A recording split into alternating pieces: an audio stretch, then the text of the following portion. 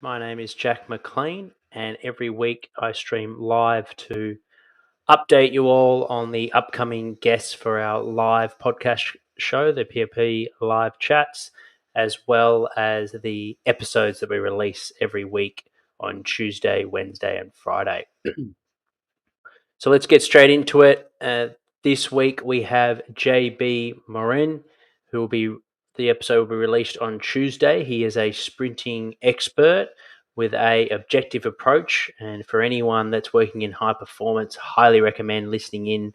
It was almost like a workshop on sprinting and power production, both with a kinetics point of view, but also kinematics as well. So, couldn't recommend that episode more.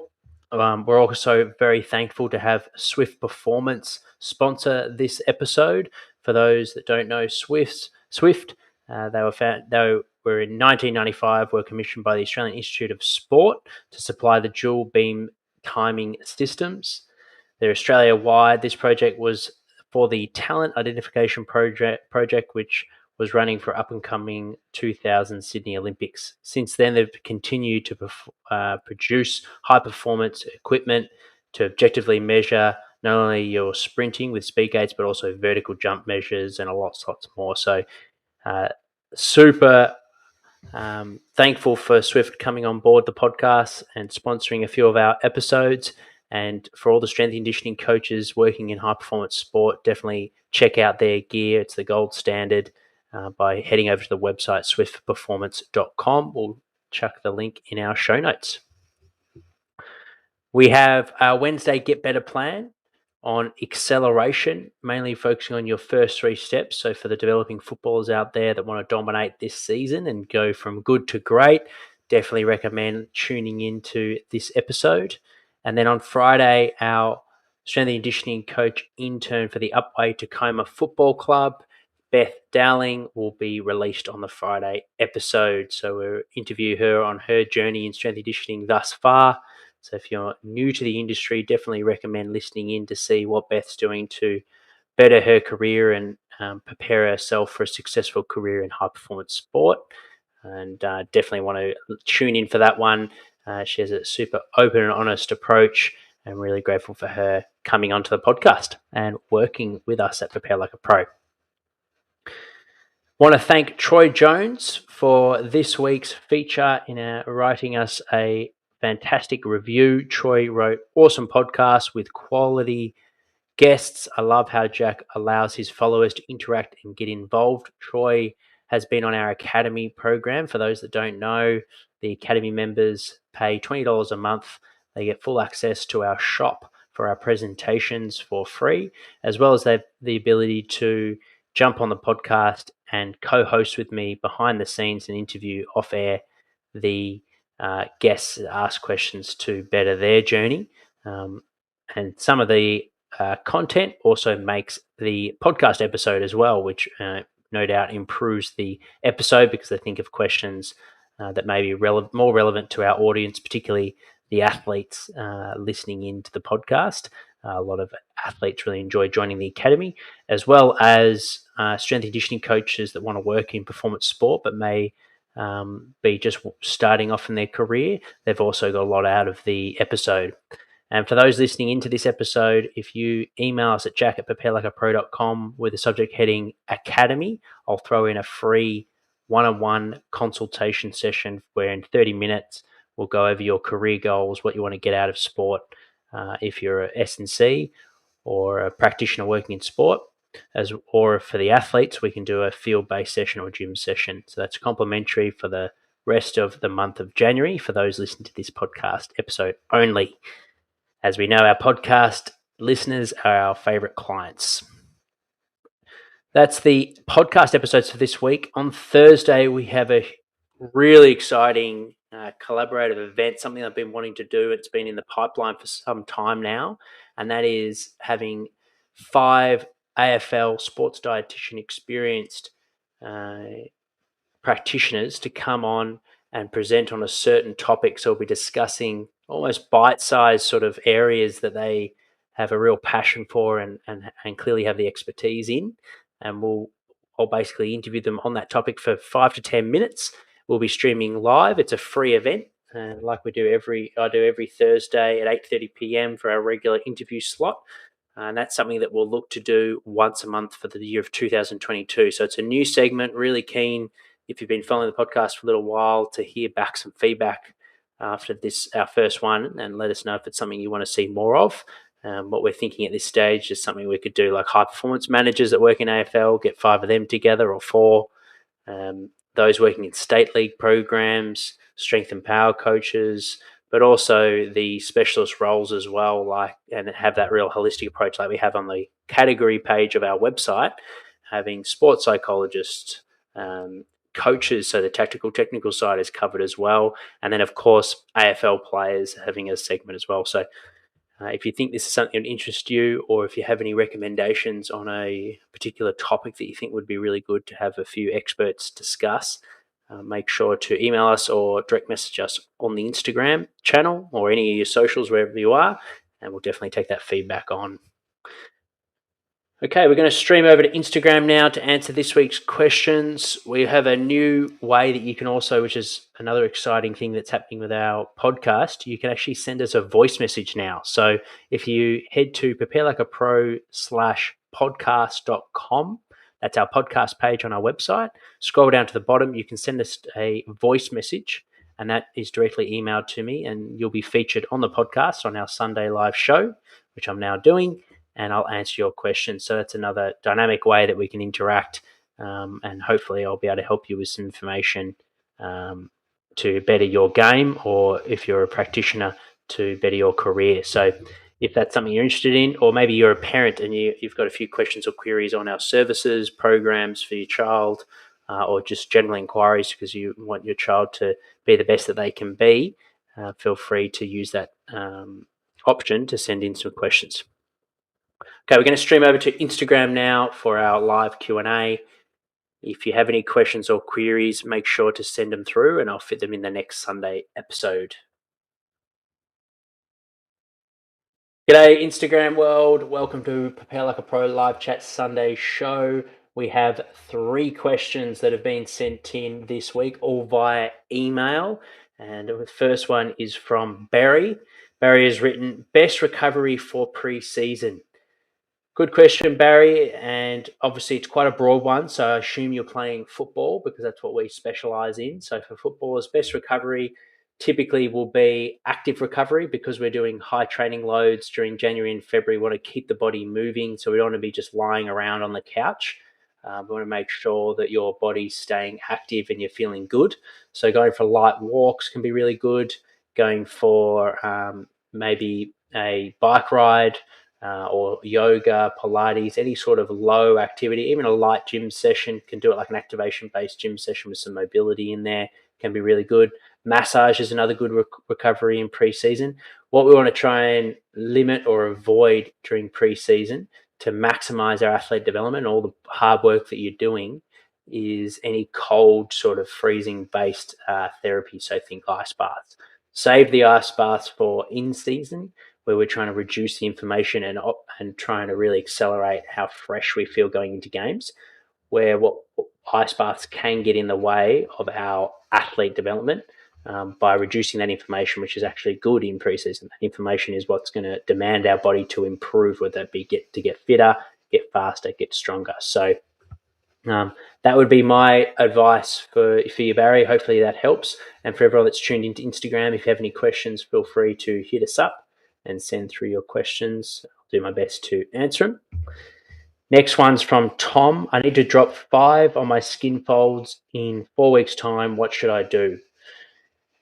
Well, there's lots of things you can do, Tom. To start with, I would say make sure that you go hungry on a daily basis. So when I say go hungry, don't starve yourself. We don't want to be malnourished. Obviously, as a footballer, you need to make sure you're fueling yourself to perform at a high level and to reduce the risk of injuries by being fatigued. So make sure we're fueling our body with good food and eating healthy. A good rule of thumb is if your grandma doesn't know it, then it's probably not good for you. So, real food that comes from the ground, food that comes from animal-based source, plant-based source, or fruit is generally pretty safe. And in terms of what you want to try and avoid, obviously the big ones are alcohol, sugar, anything that's takeaway based or package based. They're going to be usually more processed and not have as much nutrients. So you're going to not be satisfied, and you're going to want to keep eating more of those things. G'day Josh, g'day Jacob. Feel free to send through your questions, guys, if you have any.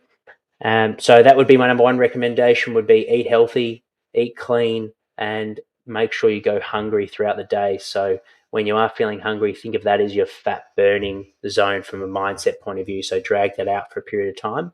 And you may find by improving the amount of quality food that you eat, you're actually not as hungry because you're getting in more nutrients. So eat clean, and make sure to remember to go hungry throughout the day. The opposite is true for those who want to gain. We want to try and reduce the likelihood of you feeling hungry. Good question, Tom. Hopefully that helps. If you have any more questions or queries, Geordie Love is on the live episode. G'day, mate. Thanks for tuning in. G'day, Nat Attack. Feel free to send in your questions. Kessie. Next question is from Alex. I just bought a foam roller and a Theragun. When and where should I use it? Great tools to aid the recovery process by promoting blood flow and looking after your muscle tissue health and connective tissue. I would say the best time to use it might be pre-training, particularly on your main sessions of the week, just to get the body feeling good going into that session, to help you feel primed and ready to go. Could be a good option, particularly if you're feeling pretty sore and stiff. The foam roller can help you alleviate some of that soreness or tightness. And more just from a mental point of view, you feel like you're better able to attack that session. And then from a physical point of view, to help with recovery, any time throughout the day, and particularly if you're training late at night and you're finding it hard to wind down, potentially doing some foam rolling to help you get into what's known as a parasympathetic state, which is a recovered state, opposed to a sympathetic state, where we upregulate ourselves for big sessions and especially game day. So I would recommend after your main sessions where your arousal levels are quite high, doing some foam rolling to help you get in a recovered state, which is ultimately going to help your sleep, which is our number one when it comes to recovery, can be a really, really good tool. So in terms of what areas to use, think of the big muscle groups with the foam rollers. So your quads, your ITB, hot chocolate's good for parasympathetic activation. Oh, I'm sure they are, mate. Got to love a good hot chocolate. Too much cacao though might be a bit stimulating, depending on what and maybe the what is it, Nescafe or Netflix? What's the had a mental blank on what the sugary one is. But that might not be too parasympathetic, Geordie. But big muscle groups for the large foam roller. So when I think your lats, so roll on the side next to your ribs, your upper back through your thoracic, quads, ITB, and your calves. And then for the Theragun, you can get into more specific spots like a masseuse would be with their elbow. So maybe your delts, pec minor, into your hip flexors, glute med, those sort of areas. So typically, if it's sore and you bring the pain face on, like Kelly Starrett would say, if you're not following his YouTube channel, definitely recommend it. Then you're probably avoiding the sore spots. So make sure you find those gristly sore spots and attend to those to get maximum benefit. Hopefully that helps you, Alex. Tayab, hopefully I pronounced that okay, wrote the next one. I run every day. Is this bad? Assuming you play football, I would say it's not. I mean, it's not bad. Yeah, I love the intent, mate, to get better, and you're putting in the work. I would just potentially think about the quality of your training without actually looking at your GPS, or if you're tracking through your watch. What are the type of sessions you're doing? How sustainable is it? How long have you been running every day? Are you having any soft tissue or overload type injuries like Osgood-Schlatter or shin splints? Patellofemoral sort of joint pain. So if your body's not responding well to it, then that's a sign that it could be bad for you. Or maybe your energy levels are down because you're overworking yourself, and therefore the quality is dropping off of your football training. And ultimately, football's number one, and our conditioning and strength need to complement the football. So yes, we need to be putting in hard work to get better over time with our athlete development. But if you're fatigued all year round, then you're not going to be cherry ripe when we want to be as a football, which is September. And that's what we want to be focusing on. So I typically on our program would have 3 to 4 running sessions a week, and I wouldn't go much more than 4 times a week for anyone.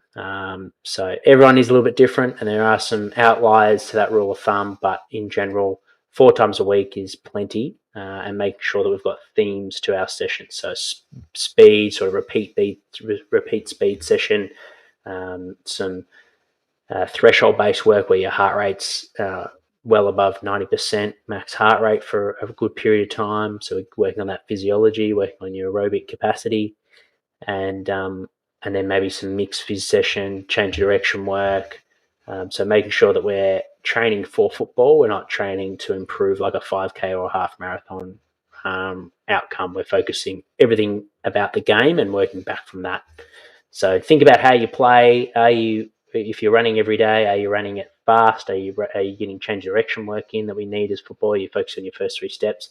These are the things that you need to be thinking about from a conditioning point of view to prepare you for football performance.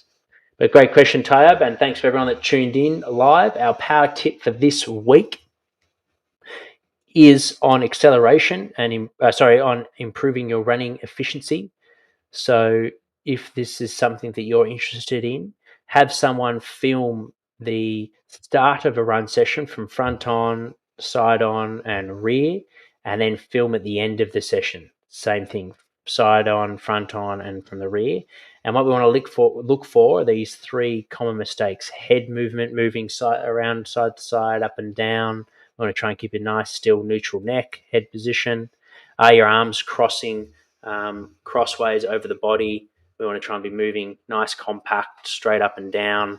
And are you having a hip drop during initial contact, where our hips sagging to the side with a foot that's up in the ground, so off the ground? So are our hips not stable? Are our glutes not strong enough? And are we not moving efficiently? So if you're seeing any of these things, to correct it, it starts with body awareness. So make sure that you get that footage and look at the footage. What are you doing fresh? What are you doing under fatigue? Usually how we run under fatigue is how we're going to move on game day, particularly fourth quarter, so that we don't want to always be analysing ourselves fresh.